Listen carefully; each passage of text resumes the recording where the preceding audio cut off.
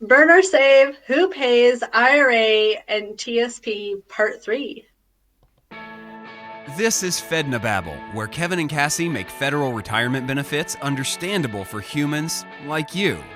These two don't hold back as they answer questions from the Fed Pilot workshops and webinars or from questions submitted by you at fednobabble.com. Hey, hey. Hey, hey. Okay. I So have I have to question two up apologize to there. everybody. Hold on. Oh, what are you doing? I don't know. I had question two up there. I'm a mess right now. So, okay, it's clear. Ready, set, Apparently go, so am Cassie. I. I can't stop looking at your face, and so I'm not looking at the camera, and so people are probably thinking that like I'm all over the place with Well, my I just eyes. want to But say that I I get that all the time. People I can't have this stop looking at my problem. face. Oh, ha ha. So not, I was talking with an advisor about it this morning. I was on a Zoom meeting and I was like, I'm so sorry. Well, he apologized first, but I was like, I have the same problem. I look at the person because I'm talking with them and I'm not looking up at the camera. And so they probably think I'm looking at some random place on my computer or something. And I'm Right. I'm looking at the person on the screen, not at my camera.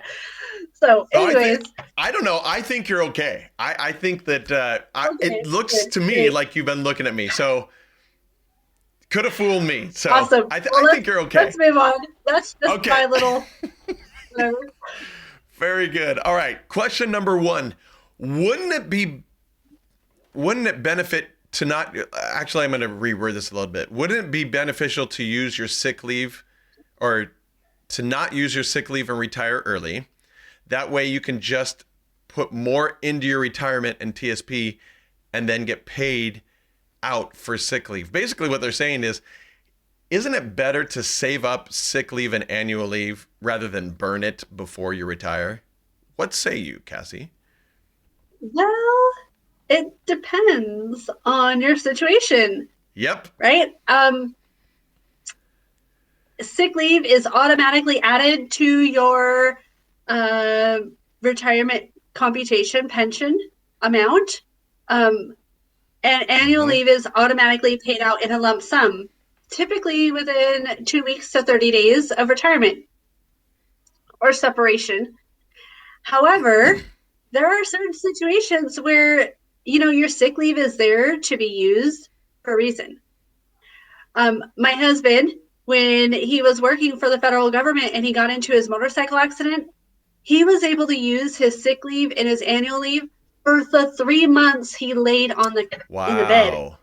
while he had a Wow. broken back, and before he was able to go back to work. Okay, so not only did he have the FMLA leave that gave him the availability to use that much leave at a given time, because you got to get permission, but Mm-hmm. because he had all that sick leave saved, he was able to use it. He didn't have to Right. go on leave without pay or something else. So we were still able to have an income even though he was healing from his injuries.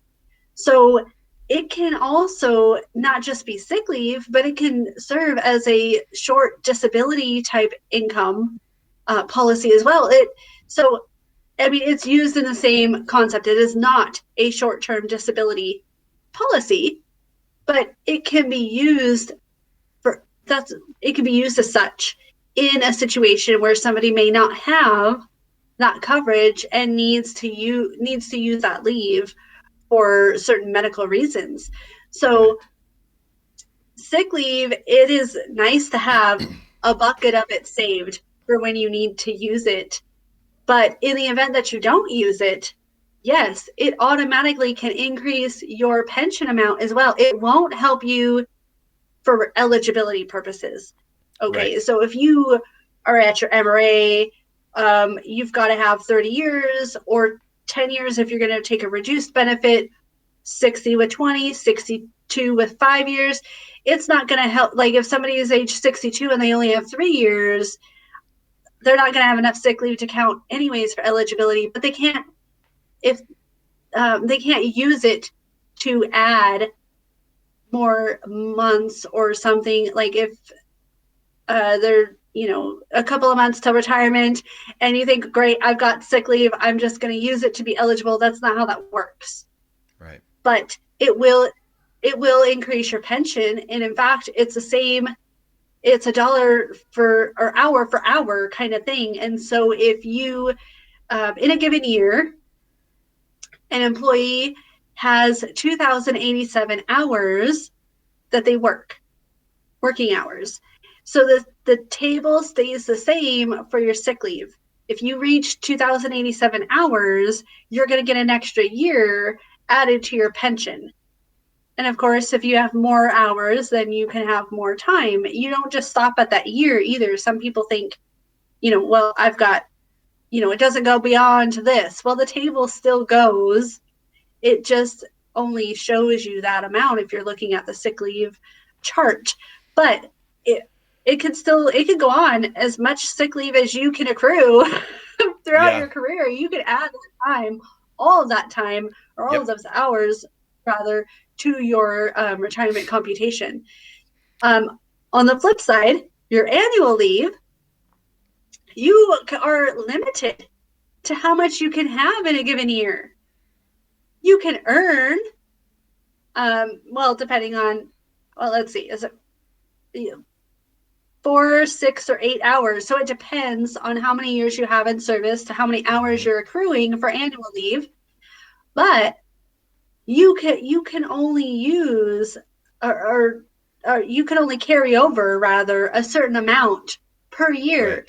So a lot of times you'll see use or lose on somebody's pay stub, and that's the amount of hours that they have to use before the calendar year is up, or they'll lose that time. So I mean, if you're going to retire at the end of the year, then you can count all of that time, those use or lose hours, into your annual leave payout amount, that lump sum. But if you're going to retire at the beginning of the year, use that time that you have, because you're just going to lose it if you don't. And so you might as well take advantage of it. Right. And there's also with annual leave, we have to people do not think about this, but we have to think about taxes. So one, and because if you're paid out, you're going to be taxed 20% right off the top. I mean, it's going to come out right off the top of your annual leave payout check. It's possible to cut down on taxes by using your annual leave. So what some people do is they say, let's say I'm going to retire July 1st, but I have 2 months of annual leave. So I'm going to actually retire 2 months before that. I'm going to quit working and then use my annual leave, get paid out continue to get paid out for that time at a higher rate for the next 2 months. But then there's some tax implications of where it actually works out better, and you actually make more, you'll get more money if you do that than if you just save it up and get a check for it. And so there are different ways to make this work. And there's more considerations of, oh, I get a check. We have to think of taxes, and we have to think of other things like that a lot of people it's not on the radar when they're thinking this. Yeah, to include on that point, it might even bump you up to the next tax bracket if you are looking at some sort of pay increase or step increase as well, because the annual leave payout is based on your hourly rate at retirement. And so if you're going to retire, or if you're going to work all year and then separate, November 30th, and you get paid out for the annual leave in December, well, that actually might hinder what your taxes look like next year too. Because not only are you paying the initial taxes, but then you're having to use that or account for that in your federal taxes on how much you earned as well. Right. And so, and who knows if that's going to bump you up to a new tax bracket or what have you because of your increase that you had. right? Some people think, oh, well, I'm gonna work another couple of months to make sure that, more of that money is included in my high three. Well, that is great, but then what does that do on the flip side when you're paid out for your annual leave as well? Yeah. And Can there I was just something else say, I was going to say on that, but I forgot. Go okay, ahead. sorry, can I just say this is a simple, this is probably the least, I don't want to say complex, but the least worrisome aspect of federal employee retirement. Burn or save up, right? I mean, it's not like typically people think a lot about this, but it could mean the difference of thousands of dollars. And Mm-hmm. just this simple thing can make a huge difference. Um, and most people just say, well, I'm going to do it this way. Well, did you really think about it? The day someone retires, people just throw that out as, okay, I'm going to retire this day, right? Okay, I'm done. Well, let's think about this in context of everything else, because it can mean thousands of dollars of difference to maximize your retirement. So these Yeah. little issues should not just be taken just incredibly lightly. They should be planned out. Yeah. And here's the other thing.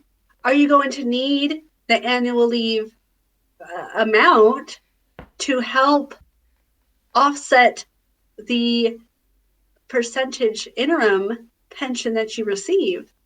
Mm-hmm. Because you have to wait so long before That's OPM right. finalizes your retirement paperwork. And so if your payout is going to be, $10,000, $15,000, is that going to help you get through a couple of months on offsetting what you're not getting from your pension You to got it. until your OPM can finalize that amount, right? And so we have to think about that as well. And I get this from advisors. They're like, well, why do you put that note in there about the annual leave? Well, because it could make a big difference. That might Yep. be what some spouse is is looking forward to because they see the numbers and they don't, um, expend. They don't. They know that they're only going to receive a certain amount of the pension, Right. right? And so we have to plan for that as well. And they just wanted to make sure, like, oh, is that, what you're putting that in there because that's how much they're getting paid out, right? And it's like, yes, they don't have the option to put your annual leave and include it in your pension amount. It's automatically a lump sum payout. There are no options to have sick leave paid out. It's automatically included in your pension. And so we got to be very clear on that and how those leaves are used because they are beneficial to you. You just got to figure out how are you going to use them Right. for your situation. That's right. So So we've we taken up are, a lot of time yes, on that one, but it's a good example of just how much we need to think through this. It's not a simple decision of, oh, this is the way. And again, shortcut phrases. You should do this. Oh, are you sure about that? That's where a specialist comes into play. Of no, there's a so lot more behind this than just making a decision and calling it good. yeah, I remembered as well. Not all agencies are going to let employees use their annual leave like that. Right. Exactly. Sometimes you have to get special permission to use your annual leave in a situation where, okay, I'm going to separate this date. I'm going to stop working rather, and then I'm going to Yeah. burn my annual leave until my separation date or my retirement date. So that way, because that's going to be best for my situation or what have you, right? Yep. But you have to get permission for that. Agencies aren't just going to say, yeah, go ahead and use up all of your annual leave or all of your sick leave. Some require maybe doctor certification for sick leave and things like that. And so you just got to be really clear with your agency and what their rules and their policies are for using leave to see if it's even an option for you and how that Yeah. can coordinate with your retirement benefits. It's amazing. It's amazing to me that in the workshops, I probably spend 1 minute on this because it's something to think about, but then we have to move on to other subjects as well. But we just spent 15 minutes talking about this. And that Yep. doesn't even involve someone's situation where, okay, let's look at all the options and all the different things. We've just spent a lot of time focused on this. And so, I don't know, a small issue can seem like a really big issue later on. Okay, we have 5 minutes for two 5 minutes. questions. Are I you know. ready? Let's. Is FEGLI paid for by the employer while you're working? Hold on. Isn't FEGLI paid No. for by your employer while you're working? A portion of it, I should say. It's not fully covered. Well, it's not. Postal No, it's not employees covered get by your basic. employer. What's that? Postal employees get their basic paid Yes. for. Yes. But Postal besides employees get their that, basic paid for. but And besides that, some postal employees some get their good basic. good point. Good point. Some postal employees, yeah. There are like postal inspectors and things like that. Their basic is included, Right. or I'm sorry, not included to the federal government's deductions. So they're not. The federal government's not paying for that. So the government has given you a break in the premiums that you pay while you're working for the FEGLI amount.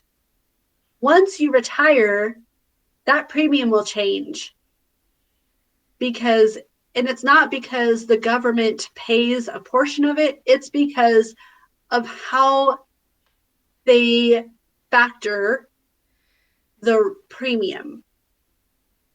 It's kind of complicated to get into. Right. Advisors understand this because they get like the price points and the cost per thousand that goes into the FEGLI premium. But essentially, your cost per thousand is less while you're working than it is in retirement. And so that's why you see a big increase once you retire for your FEGLI premium. Yeah, and can I add to that? I don't want people to misunderstand and mishear when you say it is less than when you retire and after. Less than is only comparing before and after. It's not comparing less than, for example, a private plan. A private plan may already be less than that. It's just less than when you retire. And so we have to be careful and understand what we're comparing there. I mean, you said it perfectly, but I just wanted to point out that we have to understand that. No, that's a very good catch. Thanks.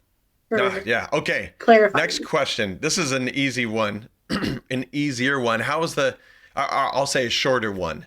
How is the government Roth TSP different than a Roth IRA? Okay. So do you want me to do that or do you want to do that? Episode. Yeah.